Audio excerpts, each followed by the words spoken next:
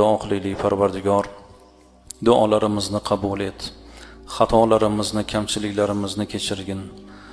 Alloh taolo yurtimizni yomonliklardan, fitna fasodlardan, yomon nazar nafaslardan o'zi asrasin.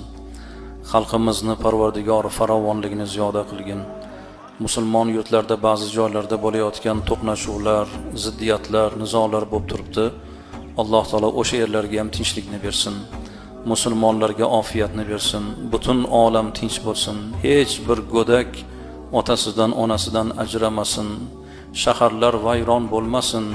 Butun olamga Alloh tinchlikni, yomonlarga insof bersin, yaxshilarga darajat, izzat bersin.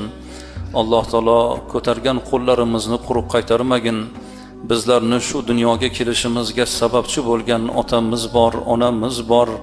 Parvardigor ziyoda umr ber. O'tgan bo'lsalar rahmat ayla.